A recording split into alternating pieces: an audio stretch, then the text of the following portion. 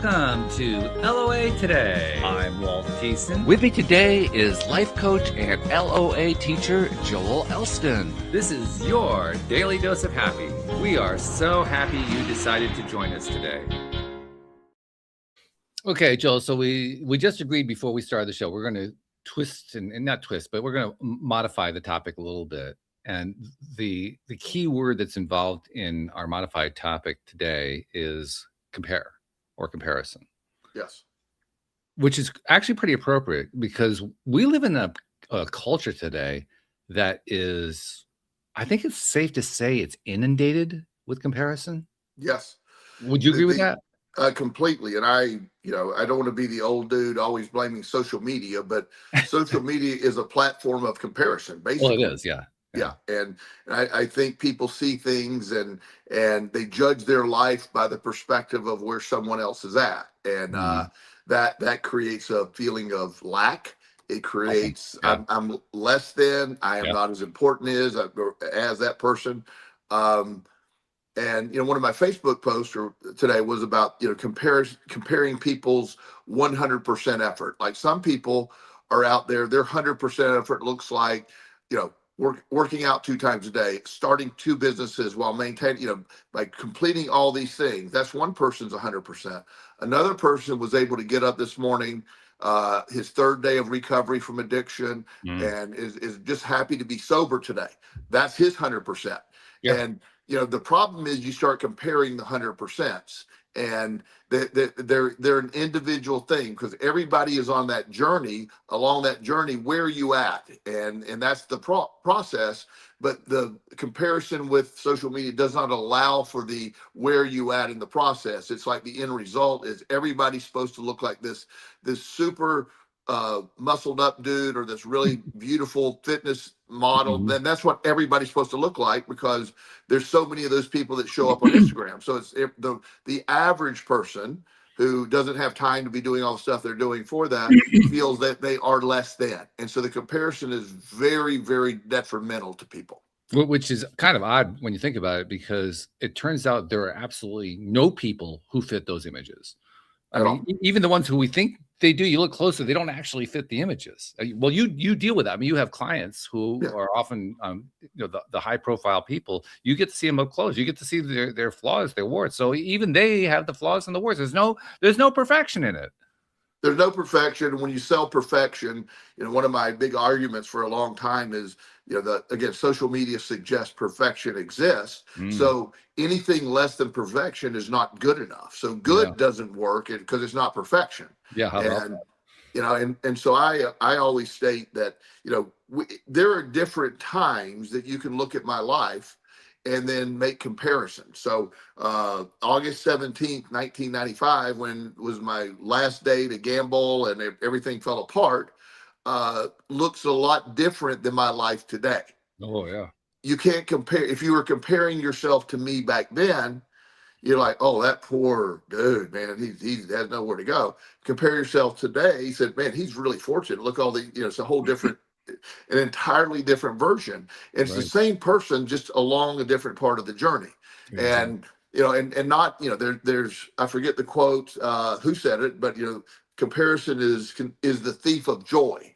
And that is something that you can't be joyous and then be comparing yourself to everyone else or thinking that this person has a better life or whatever. And it's everybody has their stuff, and it's just being able to accept that and understand it and make your mission the individual thing that all that matters. I have, at this point in my life, I'm not comparing myself with another human being. I'm my own barometer. So where I'm at, I try to compare myself with where I was, where I'm hoping to be going. Like as I'm aging, I know there is things that come along with aging, but if I compare my strength to where it was a year ago, which is still comparable. So I look at those things, not as any way of harmful, but I use that as a comparison to where I was. I have goals where I'm going to go, but there's nobody else in my comparison. There's these young guys in the gym that, they're like, I don't need to compare myself with them. They're where I was 30 years ago.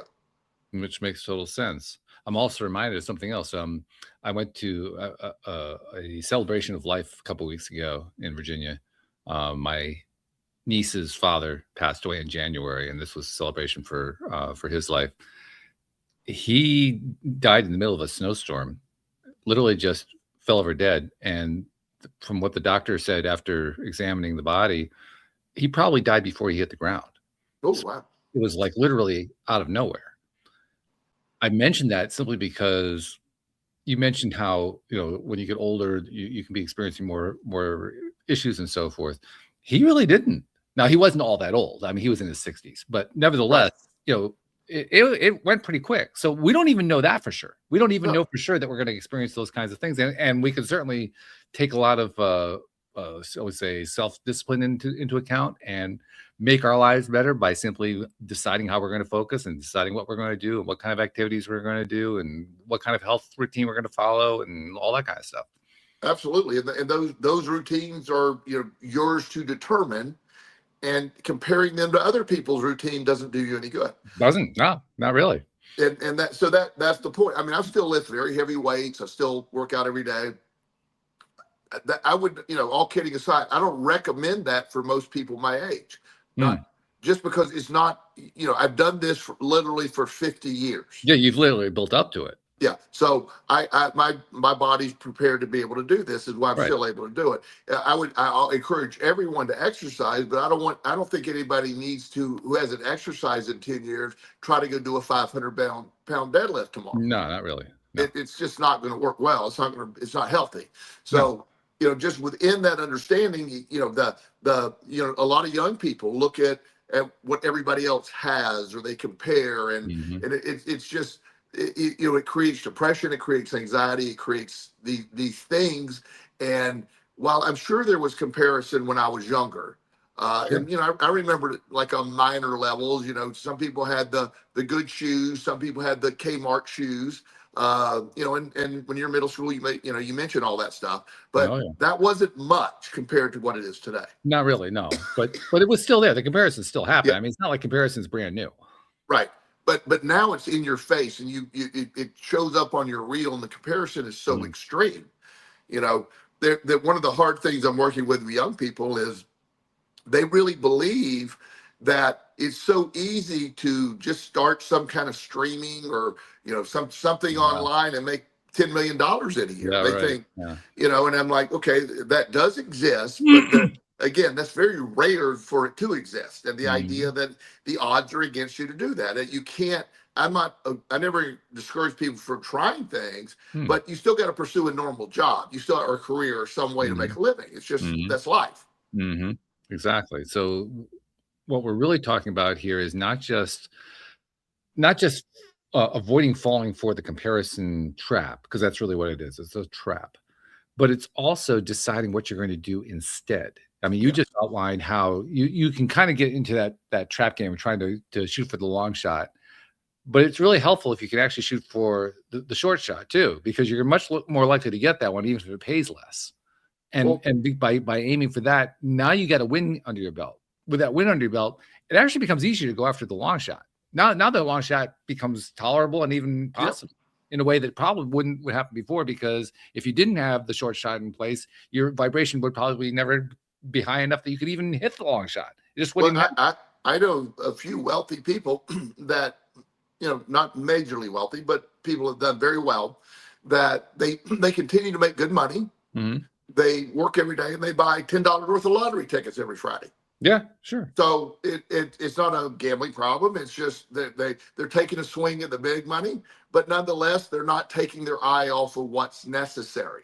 Right. And that is stuff like that matters when you understand. If you have to be able to, understand how this whole process works, how you going forward. And people, what frustrates me with, and using a bigger concept, but the comparison is a part of this.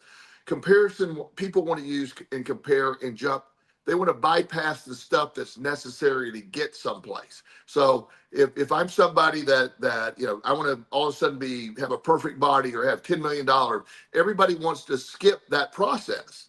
And the part that's lost in that, the most important part is the process. That's the process to me was the thing that meant the most. It's it's the up and down. It's not knowing I was going to make it. And, that process was amazing for me. And when Mhm. I'm in the middle of it, I didn't always appreciate the process. I kept waiting for the other side. But in retrospect, I now understand the process was the whole point. I can even tell you a story that occurred within the last few days. Well, it started about 2 months ago, but it culminated 2 days ago. And it pretty well illustrates what you're talking about. So let me share it. As listeners know, my brother gave me a keyboard for Christmas about 5 years ago. And so I've been re-teaching myself how to play a keyboard. I took piano lessons when I was very young, and then I played guitar for about 15 years. And then I stopped playing music in my late 20s. So I'm picking it up, some 40 years later. And I've been enjoying it. I've been having a good time. In fact, I've been having such a good time reteaching it to myself, relearning it, that this year I decided I want to try to play in a band again. That would be fun, So I've been reaching out. I'd actually found a band. We had gotten together. They were just forming. They hadn't gotten any gigs or anything like that. But these were all experienced musicians, all around my age, played for years. Very top quality musicians. I said, well, this sounds pretty good. And we made the commitment that we were going to be a cover band. We were going to play stuff that was danceable, that was popular, and we weren't going to bring any egos into it. And I said, whoa, this sounds great. All right, I'm looking forward to it. This is going to be great. Well, it wasn't quite so great. I mean, don't get me wrong. The guys are good guys. They really are. There's also a woman who was a singer. And it was going pretty well in many ways, but I could just tell there were certain times where we were starting to go off the rails, and I wasn't really feeling comfortable about the whole thing. The deal breaker for me was when we had two of the people. This was a 6-person band before I quit. 2 of them were away on trips, and it was actually for a practice session tomorrow night.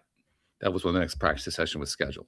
So it's going to be just 4 out of 6, and one of the things we talked about was that there was going to be no egos. This is basically a balanced contribution thing. No, this is just the band together. There's no lead players here. Well, the bass player got into his mind that the 4 of us who are remaining, we're going to have to work on songs, and then we'll just, we'll bring the others up to speed when they get back, which kind of went against what we were talking about. I didn't like that too much.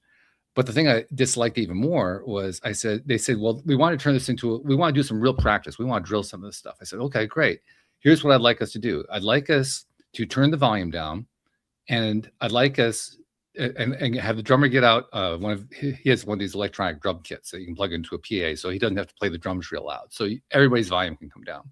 And then I want us to work on actually slowing things down and playing pieces of the song and making sure we have everything in sync with each other, and we know exactly where the harmonies are and who's playing what solo. Basically break it down like that, because that's how you practice something.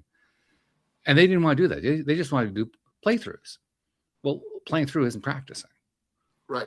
There's no, you were talking about the process, right? There's no process in that. You just playing it through, that's not a practice. Right. And I objected to that. And then the drummer jumped in and said, well, I'm not going to play with, my electronic drum kit. You're going to have to put up with the fact that I'm playing at full volume.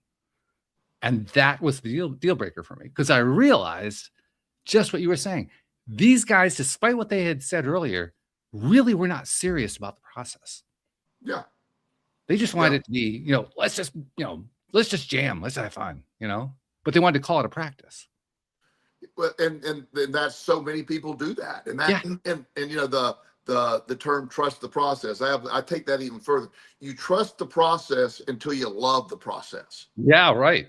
Yeah. And I've learned to love the process. The process is where everything took place for me. So I have no problem operating in the process of all that. Right. I understand how you adjust. You just what you're talking about. You along the way you have to keep working and adjusting and correcting course. You by just saying we don't need to practice, we just want to play through. Okay, well, that's great. Fine, but that's really not what we talked about. that's a jam session, which is cool. Yeah, that's not practice. Yeah, exactly. Yeah. And by the way, that's when I tendered my resignation. I quit the band. Yeah, well, and I get that. But first of all, when you told me this was happening, I had my fingers crossed, but I've never heard of that event. That has never come true before. So this was going to be an anomaly. Yes. Well, actually, I do have another thing coming up. I'm trying out for a band in the first week of June.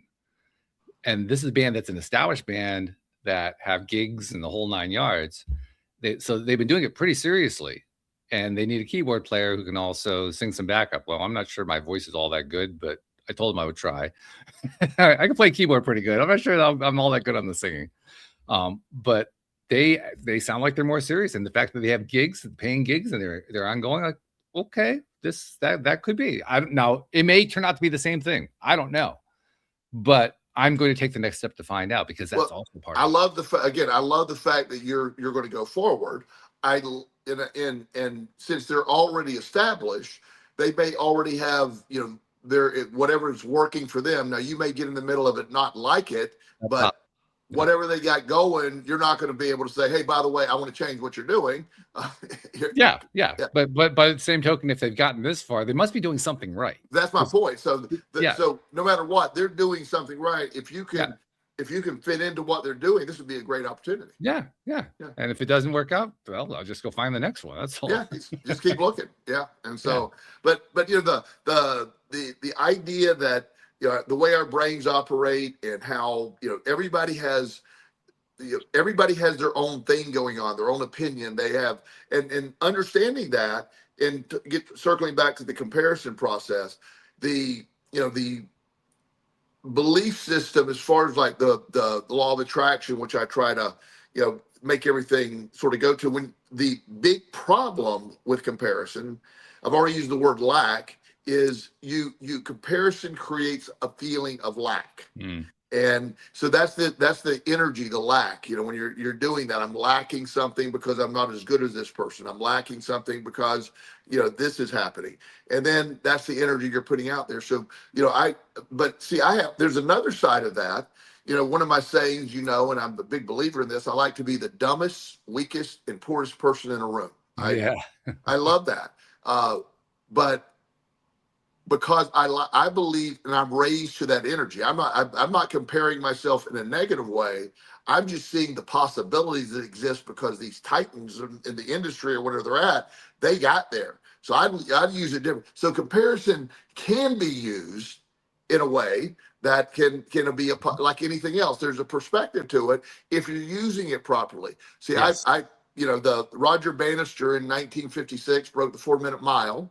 And within 2 weeks of him breaking the 4-minute mile, like 20 other people broke the 4-minute mile. So once it was there, people were comparing themselves to Roger Bannister when he proved it could be done. And now there's high school kids running a 4-minute mile. That's wild.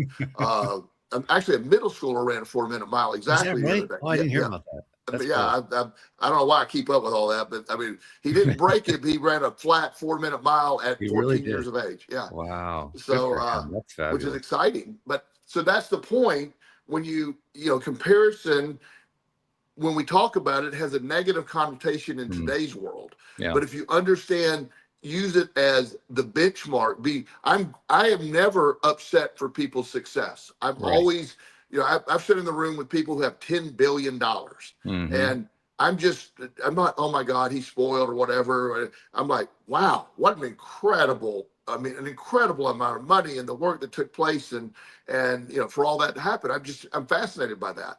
I personally don't have a desire to have that much money, but I do like to have an abundance. And so if my theory is, if I'm in the room with these people who are like that, wow, and it's just going to raise me higher. So comparison can be a tool, but in today's world, the comparison gene, so to speak, it's not a gene, but the comparison thought is is predominantly negative, just because of how people use it. Which is the key takeaway. Yes. It isn't that there's anything wrong with comparison itself. Comparison is actually a fine thing. I can give you another example of comparison that I did over the weekend. I did as you know, I've been into Reiki lately. And so I did a session with a couple friends. We did it. Reiki is all about using energy to heal, but we decided we were taking it to the next level. We were going to use energy basically to do law of attraction, to basically reinforce each other's ability to attract what we're trying to attract into our lives. So we were basically creating a new modality, one that hadn't really been done before. And it was fun. But I also noted I had the most Reiki experience in the room of the 3 people. And I found myself, in a sense, leading that. And I could tell, if I really wanted to, I could have gotten a little bit frustrated by the fact that I I was in a sense the smartest guy in the room, not really smart, but I was the most experienced person in the room. So it didn't really match the kind of scenario you're talking about where I have more to learn from them. But that's not the way I took it. The way I took it was one of them had been through a Reiki class, another one had never been through a Reiki class, but both of them, in my mind, were very spiritually oriented. So the way I took it was, I wonder what unexpected thing I can learn from them. And you know what happened? I got some unexpected things I learned from them. Yeah. It was pretty cool, really.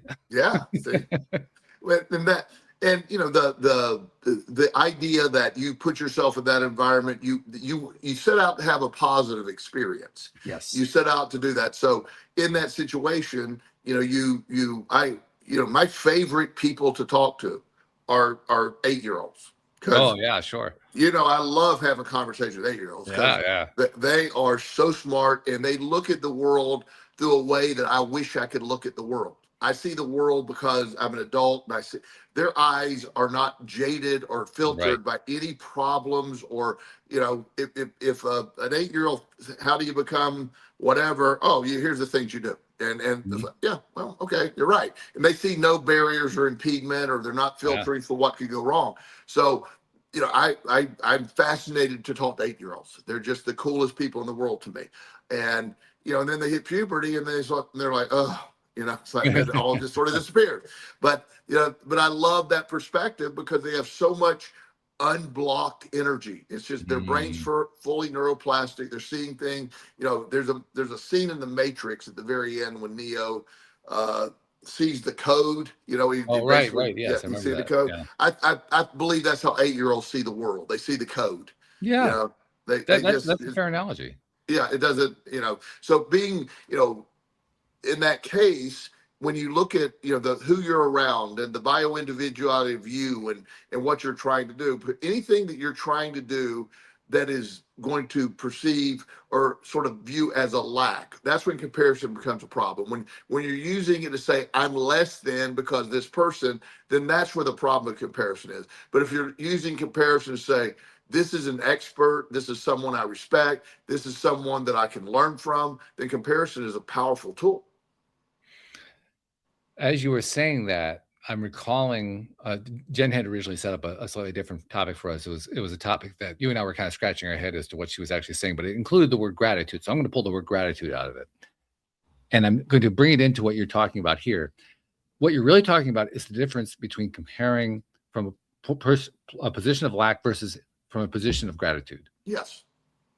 Because the gratitude is, wow, it's so cool. I can get this really cool information or inspiration or thought process or energy from these other people in the room. Yes. That's amazing to me.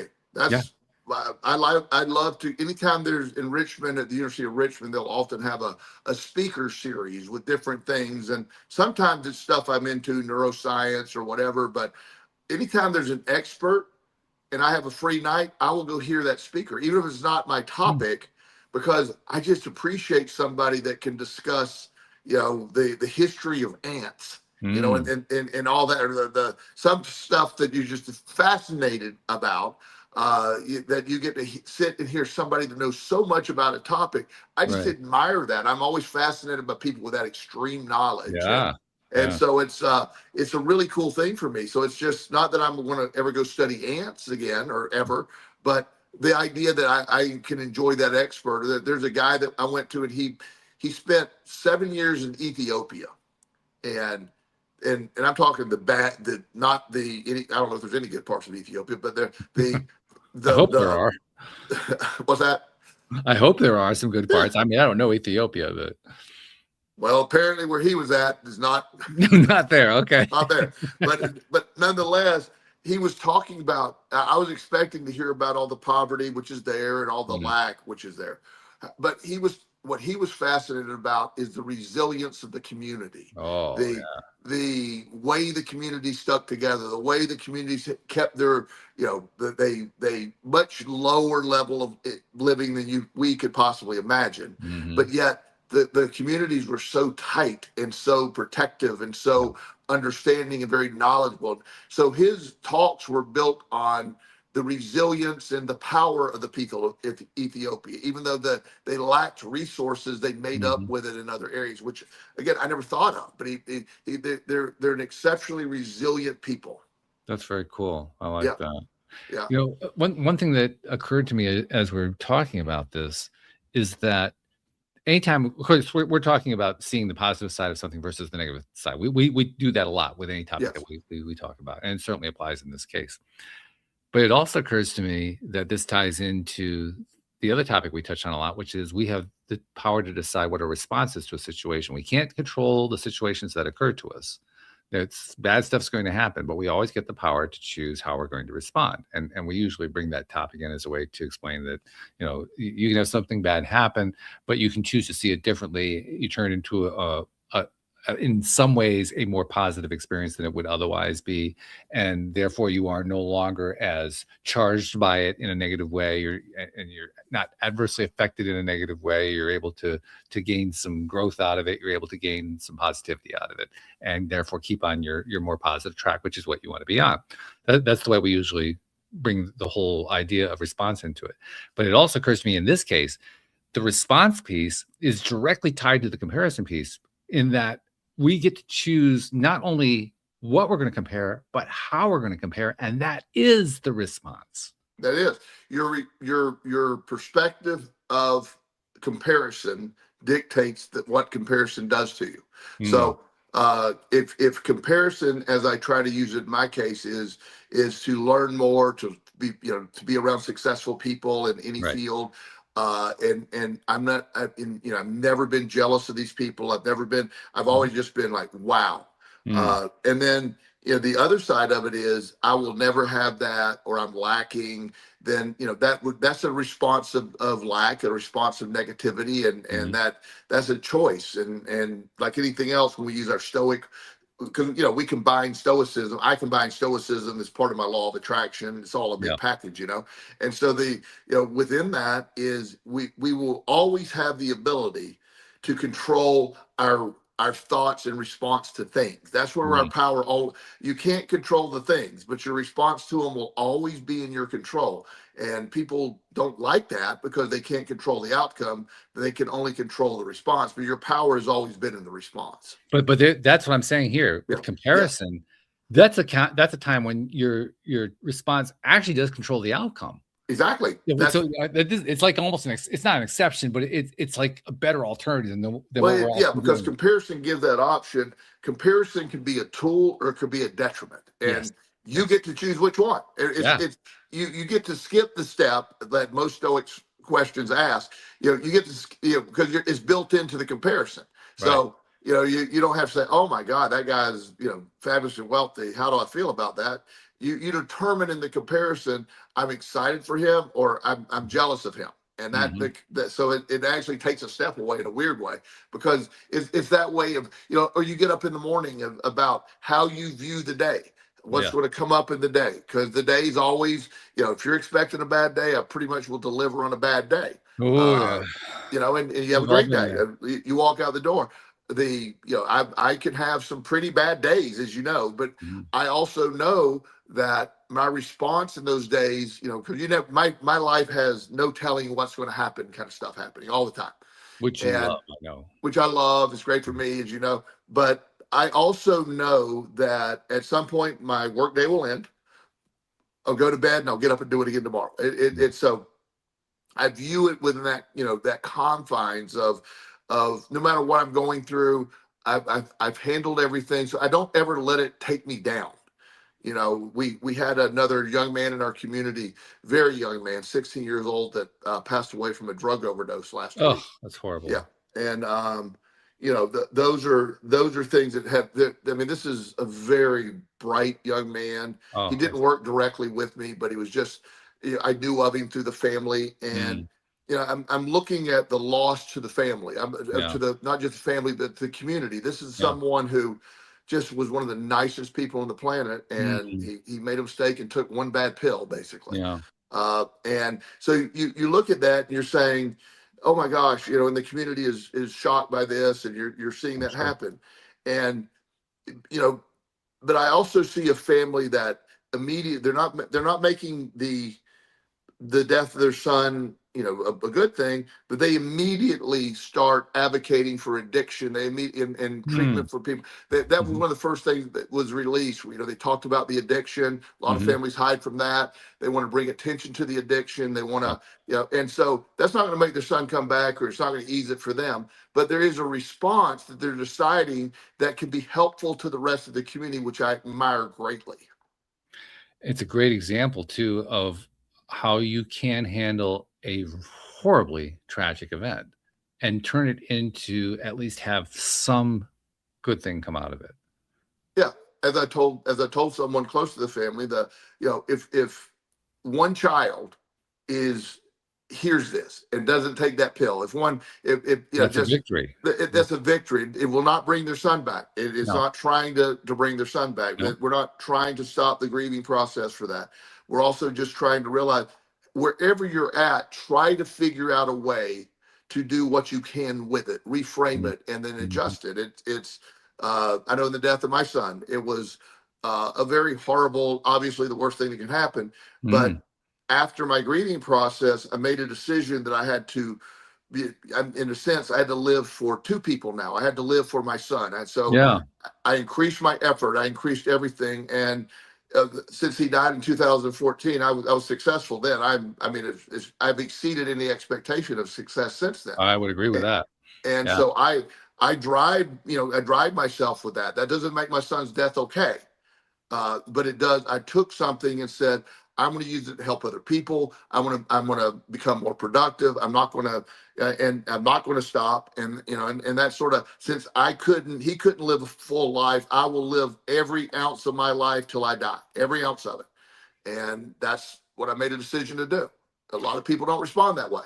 We talked a moment ago about how so much comparison gets done on social media. I want to share one that's actually a really amazing story in many ways. It has this kind of tragedy involved in it, but it also has the amazing side too.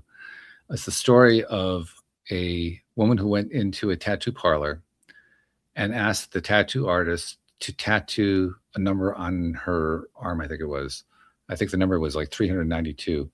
That was the number of days that her son, I think it was, I can't remember who it was, but somebody close to her had gone, or daughter had gone without taking a drug and then had overdosed.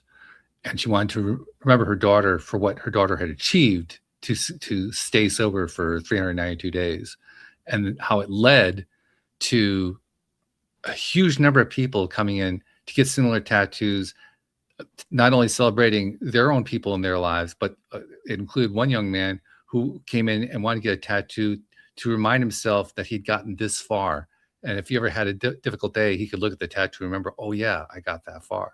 Yeah. So a tragedy turned into an amazing story.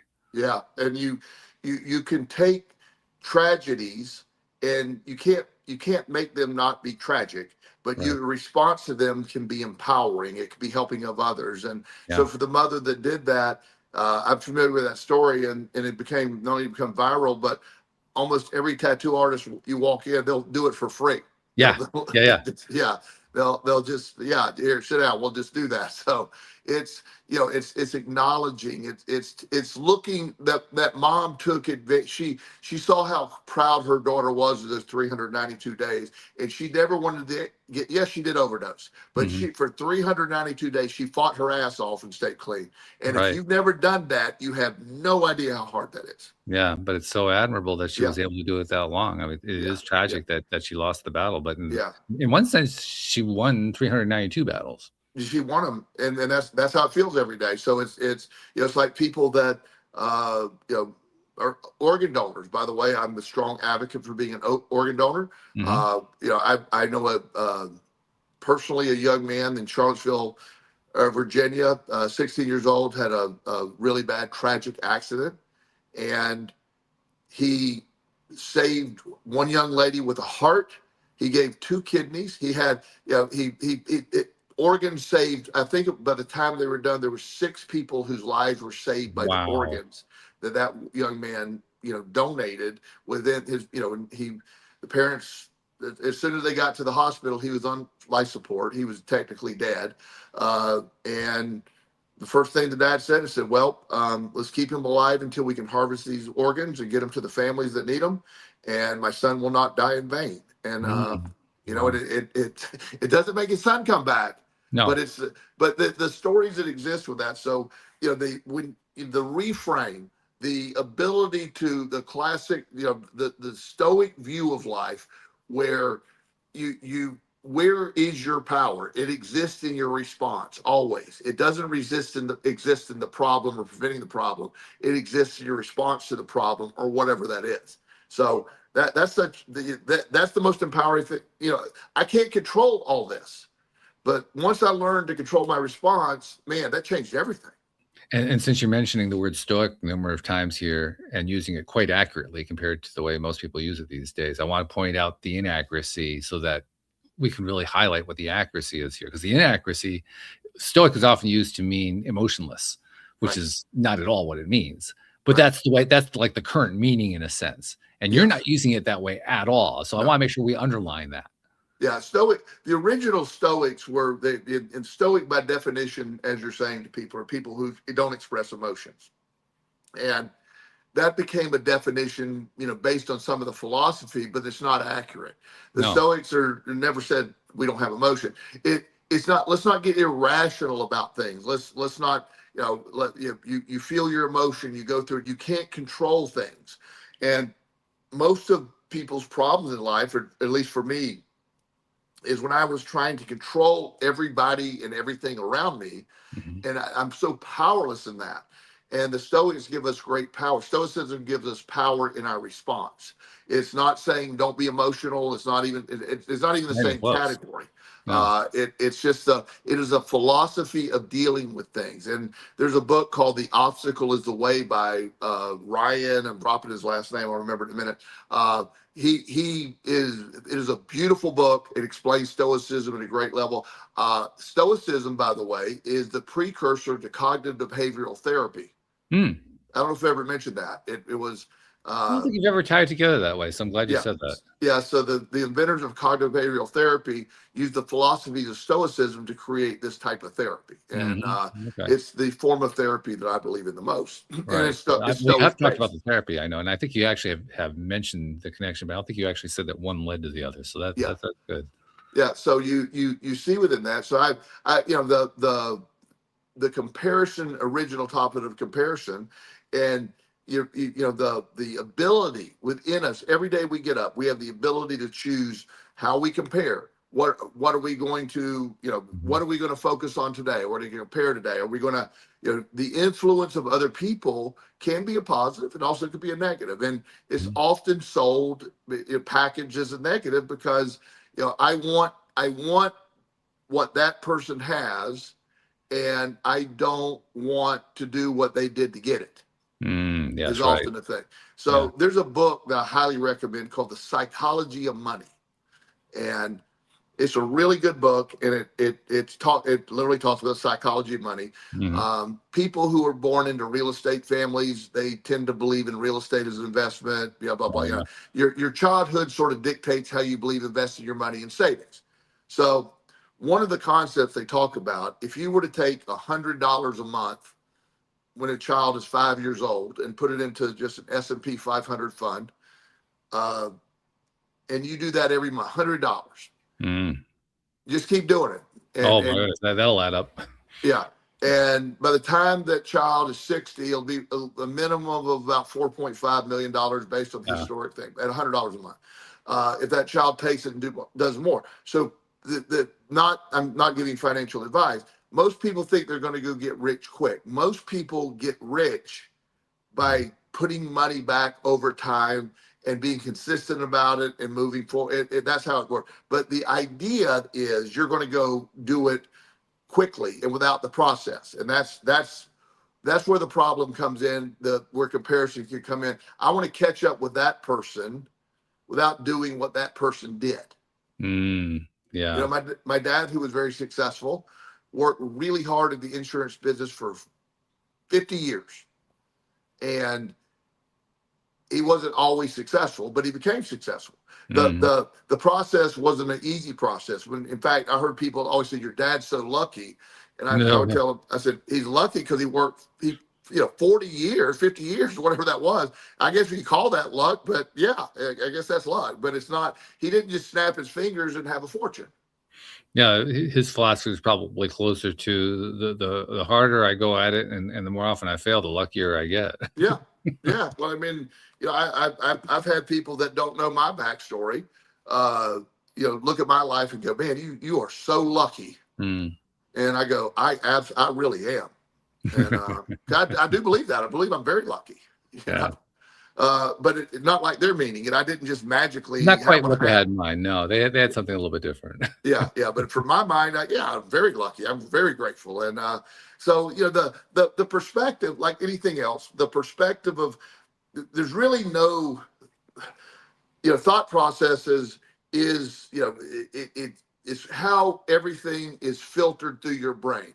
The emotional content of your brain, what you're feeling, and what you're believing. And there tends to be people, we tend to have people that keep having the same problems over and over again, and they won't listen to advice, and they won't change what they're doing, but yet still complain about the problems they're having over and over again.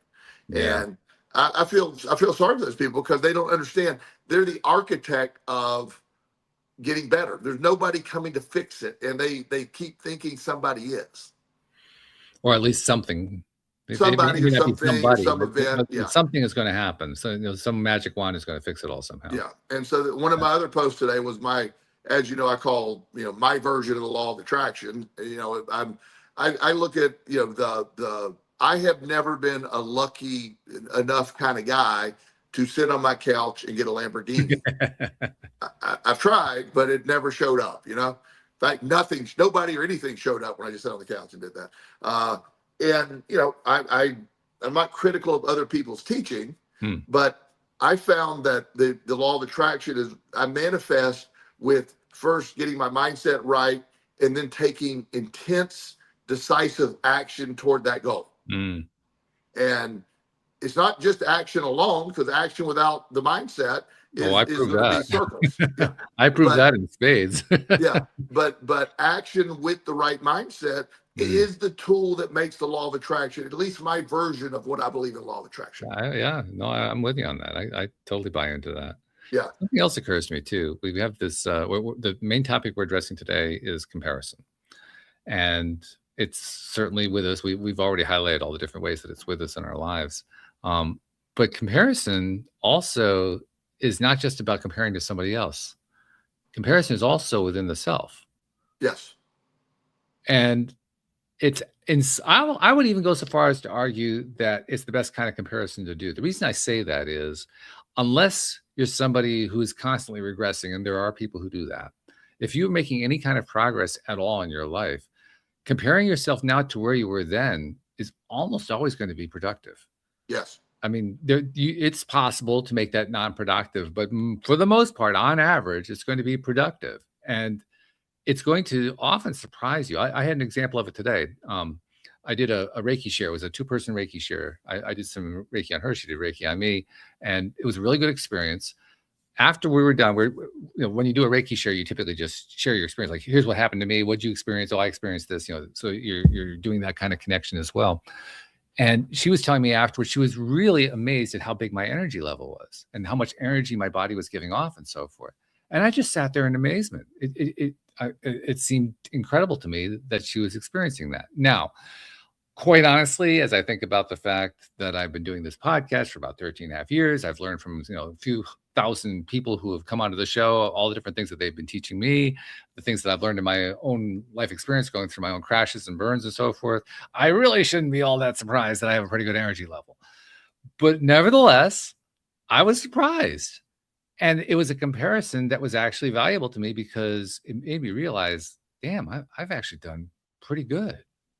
That's a valuable comparison. That's a comparison. That's one of the ways that you build your own self-confidence. Well, in comparison in that way helps because part of your probably still stuck in your subconscious is some of the, when I first knew you, some of that negative thought patterns. Yeah. Oh, yeah. The negative self-talk and the feeling of lack and sort of loss. That doesn't just go away. So even though but comparison is a quick way with yourself to show the subconscious brain things are different now. So that's a quicker way to reprogram that comparison, so your subconscious brain, oh my gosh, we are in a different place. So it doesn't take long for that. That doesn't take long at all for it to accept that's the new reality. Right. So that's why that kind of a comparison is really, really valuable, because let's be honest, when we're going through stuff, we're going through it. So it's often hard for us to see the comparison that other people can see. It's hard to see the contrast between where we were and where we are now, because every step along the way, it was a very small improvement or a small step back, whatever. You kind of lose track of what the overall improvement is. You need that outside perspective in order to identify what it is in many cases. That was certainly the case for me today. But when you get that, and the reason I'm mentioning this is because of that connection. I have a connection with this woman. So that connection enabled her to show me that side of myself that I hadn't really noticed. That when you combine that kind of connection with that kind of comparison experience, my goodness, that does all kinds of things for you. It reinforces your sense of self-confidence and self-love. It reinforces your belief that you can be of service to others in ways that you didn't really think you could be before, but it turns out you actually can be. It turns out that you can also be more in service of your own goals that way. You can feel more confident about your ability to attract. You were talking a moment ago about, you want to attract something into your life. So you think about what it is, but you also take a concerted action. Well, it's a whole lot easier to take that concerted action when you feel like you're actually going to get there. And that kind of feedback helps reinforce that belief. That's huge. And that's a great point, because in addition to the positive attitude and all the expectation of that, but when I go after something now, there's no doubt. It's funny you say that. There's no question I can go get it now. And that used to be, is that something I can do? Now it's like, no, if my action, if my intense directive action is based in my right mindset with my law of attraction mindset, there's nothing I can't go get. Period. In fact, I went through another. I've been doing a lot of Reiki lately, as well as being a musician. Those are like two of my main things. But I went through a Reiki session with the woman who's actually the teacher of the various Reiki courses I was taking. And at the end of it, again, we did this kind of share where, here's what happened, what you experienced, here's what I experienced, all that kind of thing. She told me at the end of the session that the impression she got, well, first of all, she said she heard from one of my spirit guides. I don't even know my own spirit guide. She heard from it, like, okay, great. This guy apparently told her that I am a second Renaissance man. Like I'm a man of the second Renaissance. And she said what that meant was that I can dive in and learn anything and get good at it. And I never really thought about it that way. And actually my first reaction was, well, anybody could do that. But as my friend today pointed out, no, not everybody can do that. A lot of people are blocked on doing that kind of thing. Yeah.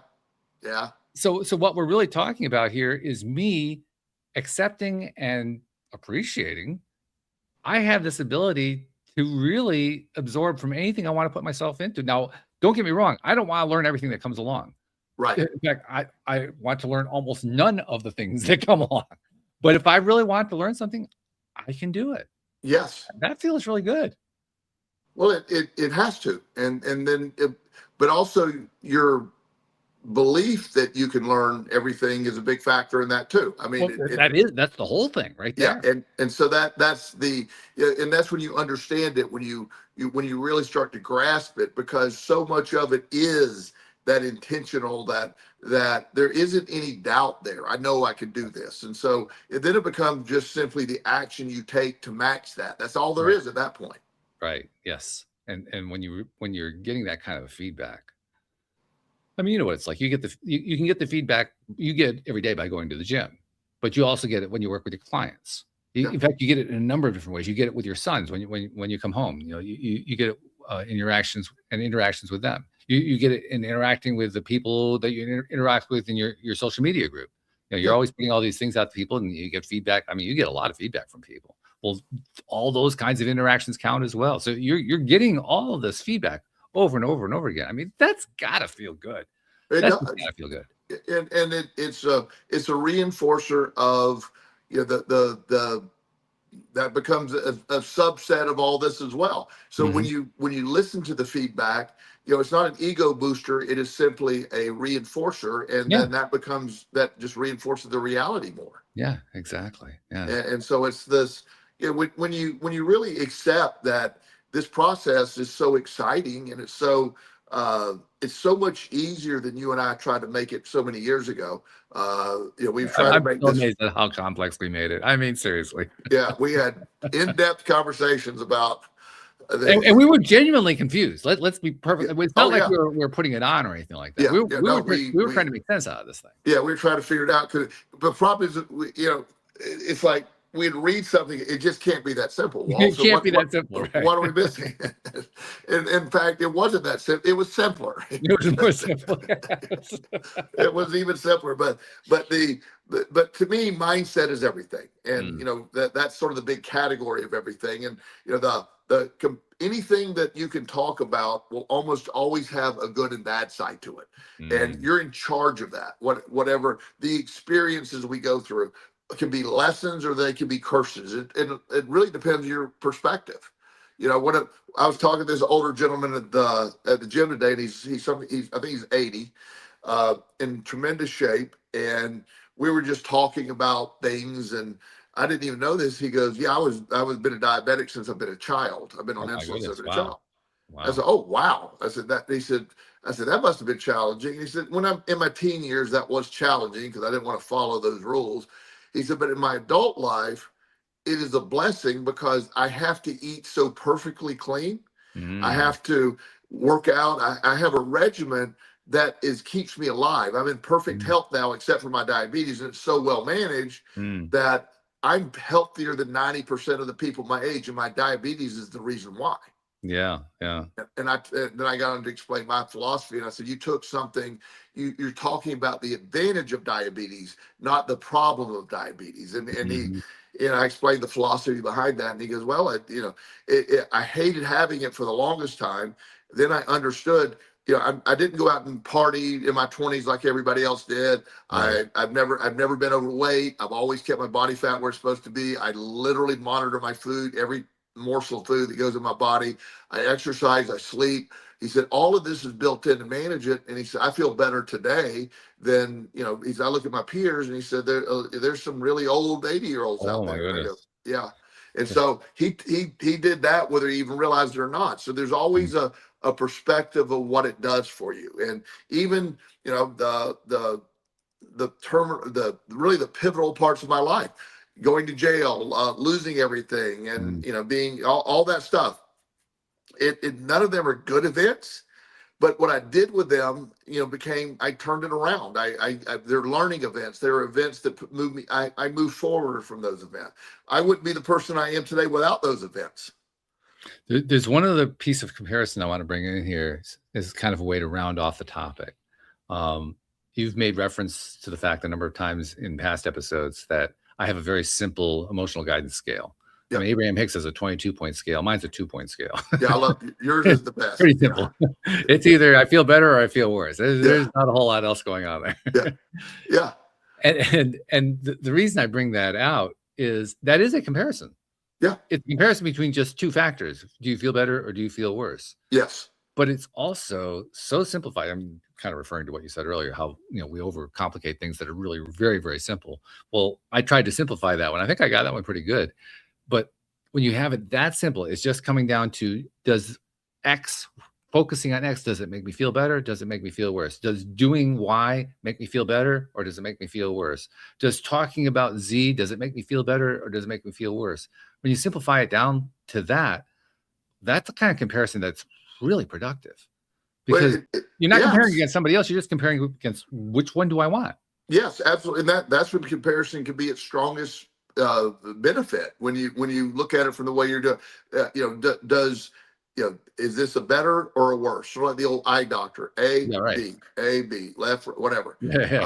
And so the idea here is just taking that internally, and then you get to measure, you get to do what you want, and then you can use that information to make yourself in a better mood and to adjust that. And, you know, I never really understood, because I love Abraham Hicks so much, but that was such a random number. Yeah, and that was so kind of many- weird. I never quite understood that. Yeah, I mean, but Well, you know what's even more weird about it? Not only do they have the 22 point scale, but they also have the 22 processes. They have the same number, 22 processes that you can do to improve your situation, and 22 points on the scale, but they didn't seem to correlate that. It's like, where's 22 coming from? I don't get that. nobody ever answered the 22. No.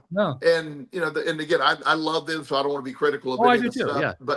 But it you know, some of the stuff like that, I look at it and go, what, you know, I know they're writing books and they needed some, you know, things. And somebody pointed out, a friend of mine who thinks very similar to you and I pointed out, he said, you know, to be honest with you, if they would have said it's really this simple, it probably would have sold that many books, because it's just too simple. Yeah. It's like, yeah, you have to get into it a little more, but it's like, they have how many books out there, and I love them all. Oh, but I don't know. in reality, it's a lot. really about a 10 minutes. Oh, here it is. Yeah. Yeah. And I think to kind of piggyback on your friend's point, I think your friend's point is valid, but I also look at, how did Abraham Hicks become Abraham Hicks? Well, they came that way because Esther Hicks, with a little encouragement from Jerry, decided to start trusting these intuitions that she was getting and start voicing them and learn how to basically translate these downloads that she's getting, right? Yes. And in the process of doing that, early on, it was very rough, because anybody who's tried to channel for the first time, I've tried it. It's unnerving. Let's put it that way. That's probably the kindest way to put it. It's an unnerving process, and you aren't really sure if you're saying the right thing and so forth. So you're trying to put the stuff out there. You want to refine it, but you don't really want to refine it because you don't want to interfere with the message. It's confusing. You're just trying to deal with all of that. In the process of all that, they're actually talking to people who are real people. It was a small group of people in California, but they were interacting with these real people, and the real people had real concerns and real questions, and it didn't really make any sense to them. So it actually isn't all that surprising that Abraham went along with them and complicated, because that was the feedback they were getting. Of course. Yeah, because that was the process. We're talking about the process. Yeah. If you just had the thought, like keeping it super basic, you probably would say, okay, well, that's a good idea, and then move on. But the idea that you walk through that entire process to get there, it makes complete sense. It really does. Yeah. So, okay. I think we did justice to comparison today. So by comparison, we did well. Actually, and I'm not opposed to cake, but I still don't quite. I mean, people are wondering what the topic was. The original topic was gratitude beyond the cake. I gotta ask Jen what that is, because I don't really know what the topic is. But we'll save that for another time. In the meantime, thank you all very much, and we'll see you all next time here on LOA Today. Goodbye, everybody.